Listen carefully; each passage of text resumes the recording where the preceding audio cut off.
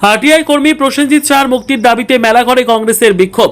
RTI কর্মী প্রসেনজিৎ সাহার মুক্তির দাবিতে মঙ্গলবার মেলাঘরে বিক্ষোভ মিছিল ও ডেপুটেশন কর্মসূচি পালন করল জেলা কংগ্রেস। এদিন বিজেপি সরকারের বিরুদ্ধে রাজনৈতিক প্রতিহিংসা, মিথ্যে মামলা এবং বাকস্বাধীনতা খর্ব করার অভিযোগ তুলে সরব হন কংগ্রেস নেতৃত্ব ও কর্মীরা। কংগ্রেসের অভিযোগ, মেলাঘর ঠাকুরপাড়ার বাসিন্দা প্রসেনজিৎ সাহাকে উদ্দেশ্যপ্রণোদিতভাবে মাদক মামলায় জড়ানো হয়েছে। দীর্ঘদিন ধরে তিনি তথ্য অধিকার আইনের মাধ্যমে বিভিন্ন সরকারি প্রকল্প ও পৌরসভার কাজকর্মে অনিয়ম ও দুর্নীতির অভিযোগ তুলে ধরছিলেন।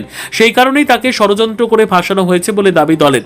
বর্তমানে প্রসেনজিৎ সাহা বিচারাধীন অবস্থায় জেলে রয়েছেন। তার মুক্তির দাবিতে ইতিমধ্যে বিভিন্ন সামাজিক সংগঠন ও রাজনৈতিক মহল সরব হয়েছে। সম্প্রতি কংগ্রেস নেতা সুদীপ রায় বর্মন তার বাড়িতে গিয়ে পরিবারের সদস্যদের সঙ্গে দেখা করে পাশে থাকার আশ্বাস দেন।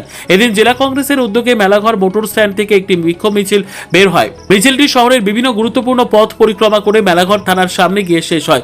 সেখানে কর্মী সমর্থকেরা প্রসেনজিৎ সাহার অবিলম্বে মুক্তির দাবিতে স্লোগান তোলেন। পরে নীলকমল সাহা, লক্ষণ দাস, হাবিল মিয়া ও দীপক চক্রবর্তীর নেতৃত্বে একটি প্রতিনিধি দল পুলিশ প্রশাসনের উদ্দেশ্যে ডেপুটেশন জমা দেয়। তারা ঘটনার নিরপেক্ষ তদন্ত এবং প্রসেনজিৎ সাহার মুক্তির দাবি জানায়। তবে প্রসেনজিৎ সাহাকে ফাঁসানো হয়েছে এই অভিযোগের বিষয়ে প্রশাসনের পক্ষ থেকে এখনো পর্যন্ত কোনো আনুষ্ঠানিক প্রতিক্রিয়া পাওয়া যায়নি। বিষয়টি তদন্তাধীন রয়েছে বলে জানা গেছে। কর্মসূচি এখানে থানার সামনে আসার কারণ কি?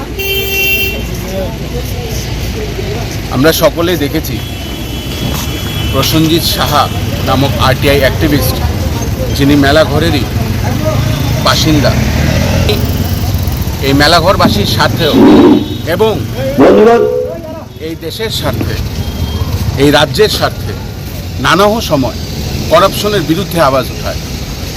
এই প্রসেনজিৎ সাহা ভারতীয় জনতা পার্টিরই এক সময়ের একনিষ্ঠ কর্মী ছিল এবং কাউন্সিলরও হয়েছিলেন, কিন্তু 8 মাস কাউন্সিলরের পদে নিযুক্ত থাকার পরে তিনি বুঝেছিলেন যে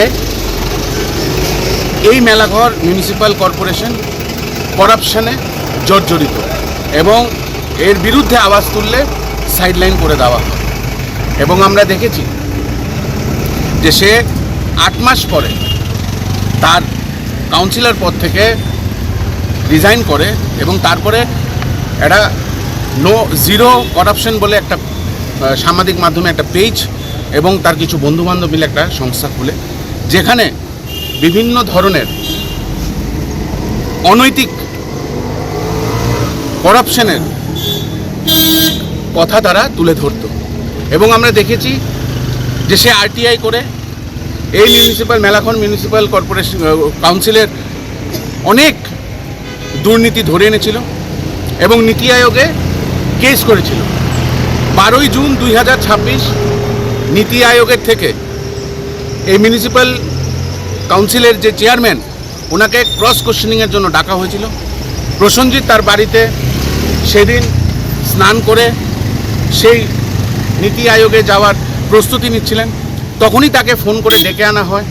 বাইরে একটি গাড়ি ছিল যেটা তার শ্বশুরের নামে, একটি মারুতি ওমনি ভ্যান, এবং তার একটা কাজ বিকলঙ্গ, কাজটি কাজ করে না, জানলার কাজ।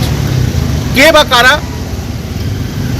সেখানে 1.5 কেজির মতন গাঁজা সেই গাড়িতে প্ল্যান্ট করে এবং তাকে বাড়ি থেকে ডেকে এনে পুলিশ প্রশাসনকে মদত নিয়ে তাকে বসিয়ে সেই গাড়িতে বসিয়ে